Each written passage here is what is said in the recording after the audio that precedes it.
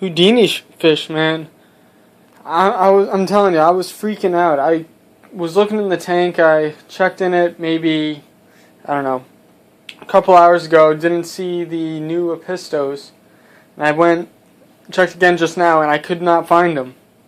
It was driving me nuts. I checked all around the outside. On the top, I've got that glass top there. I also have the additional plastic lining that'll make it completely so that the fish can't jump out. But I don't want to put it on just yet because I'm not sure exactly where I'm going to be placing the filter. So might as well, I was going to hold off on that until I got settled in my new place. But that meant that there was still that like 2-inch gap or something that the fish could jump out. I was counting the pencil fish. There were 6 of them.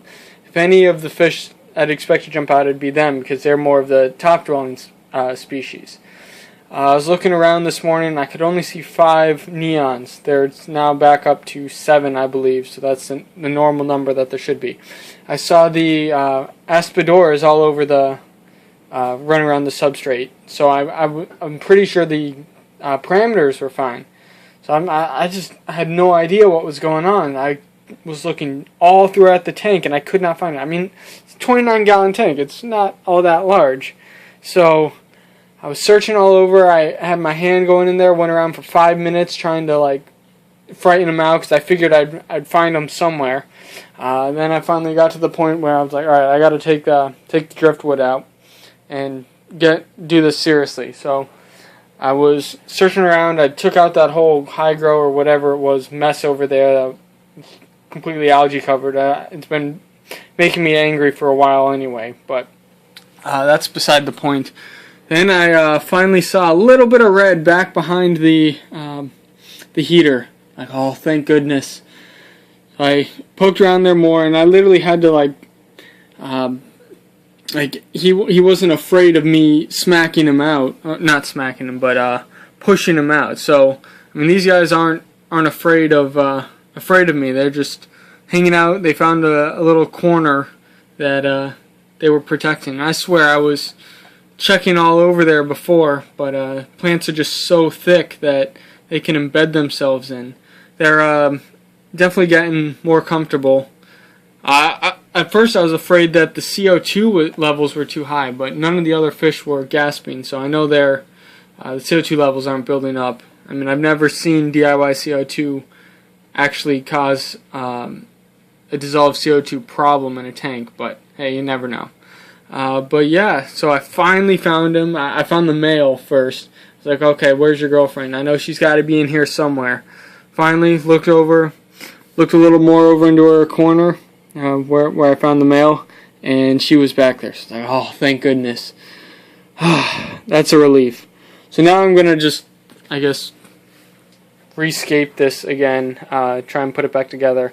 I might as well I'm going to take that plant mess that was on the left side out and just have the valves spread out there.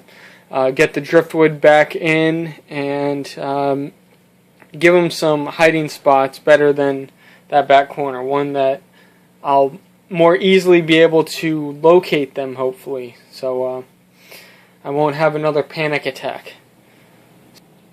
So we've got everything settled, everything put back into the tank after the RErescape. All the both the pistos are accounted for, the pencilfish are accounted for, all the neons are accounted for. From what I can tell, the ancestris are all accounted for. So yeah, everyone's accounted for. Let's just go with that. I did a few modifications. The Hydor 425 is now in the upper right corner, putting some more circulation on the top of the tank. It's actually pushing all the floating plants over to this side, which is actually now hiding the filter intake and outflow in the back left corner. I've also taken out that mess of hydro that was on the left side. Finally, that was just an absolute mess. Algae covered, and I mean, it was growing new stuff, but it just looked absolutely horrible. But yeah, so everything's put back together. It still looks nice. I still have the other piece of manzanita that I could put in here eventually. I'm going to watch it. It's leaking tannins at the moment.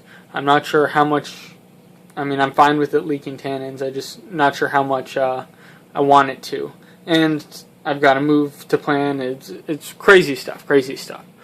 But yeah, so everything's going well. It's the apistos are much more social now that I've made those changes. They've seemed to have settled in nicely. And yeah, tank's looking great. I'm glad the apistos are doing better. And yep, things are going well again. Thanks for watching.